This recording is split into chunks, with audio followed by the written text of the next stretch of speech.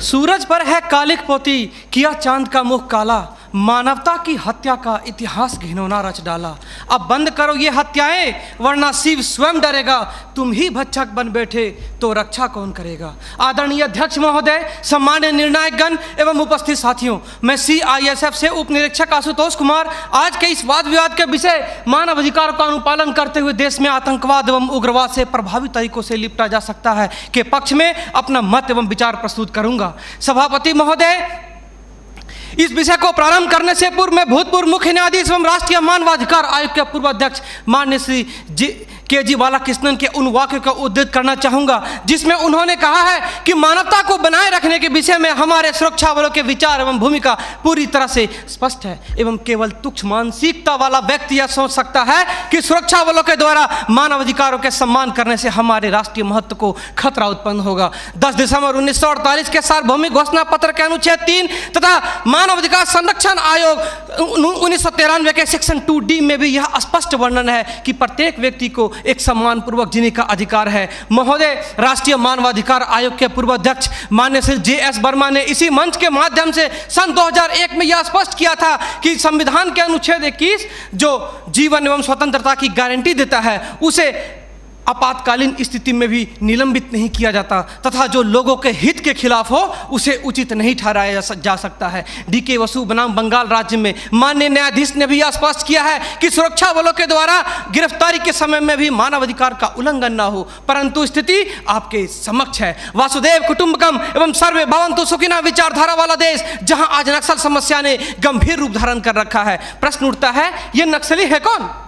समाज के सबसे शांत, शहरों से दूर जंगलों में रहने वाले तथा खेतों के माध्यम से अपने जीवन यापन करने वाले वो लोग जो अपने पूर्वजों द्वारा दिए गए धरोहर को बचाने के लिए सरकार के खिलाफ हथियार बंद हो गए हैं और अंततः ये लोग नक्सली बनने पर मजबूर होते हैं। महोदय, आधुनिकीकरण के नाम पर उन गरीब आदिवासियों की जमीनों को छीन ली गई तथा उन्हें मजबूर कर दिया बंधुआ मजदूर बनने पर, किंतु आज उनकी अधिकारों की कोई बात तक नहीं करता। मन समर्पित, तन समर्पित और यह जीवन समर्पित। मैं पूछता हूँ, देश की धरती तुझे क्या दूं, क्यों दूं और किस लिए न्यौछावर करूं अपना सब कुछ तुम पर? क्या इसलिए कि मुझे देशद्रोह जैसे शब्दों से नवाजा जाए या इसलिए कि मुझे फर्जी इनकाउंटर में मार दिया जाए? जी हां अध्यक्ष महोदय, कुछ ऐसा ही समय था जब मान्य सूर्य लखन भैया सोहराबुद्दीन तथा तुलसीराम प्रजापति को फर्जी इनकाउंटर में मार दिया गया। यह कैसी विडंबना है महोदय। हमारे विपक्षी साथी द्वारा मानव अधिकार का संरक्षण किए बगैर ही राष्ट्रीय सुरक्षा की बात करते हैं। जब आम लोगों का कोई अधिकार ही नहीं हो तो इस स्थिति में राष्ट्रीय सुरक्षा का क्या मतलब? मैं पूछना चाहता हूं अपने विपक्षी साथियों से,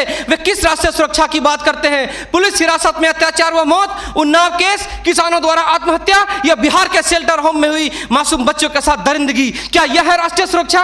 राष्ट्रीय सुरक्षा का अर्थ सिर्फ सीमा की सुरक्षा नहीं बल्कि सीमा के अंदर रह रहे व्यक्तियों की सुरक्षा से भी है। अपने हक को मांगे जाने पर लोगों को नक्सली तथा आतंकवादी करार दिया जाता है तथा यह सुरक्षा देने वाले पुजारी IPC की धारा 124A के तहत गिरफ्तार कर उन्हें देशद्रोह का मुकदमा चलाते हैं, फिर फर्जी इनकाउंटर में भी मार गिराते हैं। जबकि सुनील बत्रा बनाम दिल्ली प्रशासन में माननीय न्यायाधीश ने स्पष्ट किया है कि फर्जी इनकाउंटर हत्या के समान है।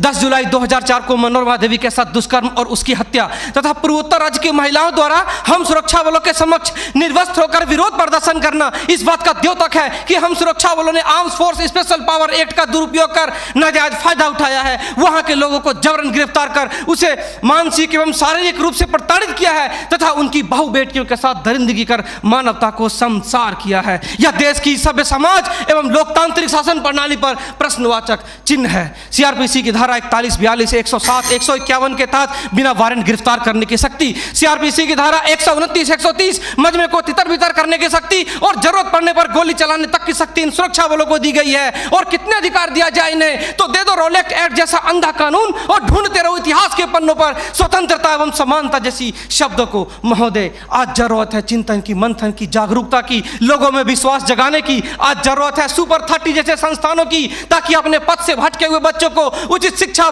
भोजन इत्यादि का प्रबंध कराकर उसे विकास के सही मार्ग से जोड़ सके।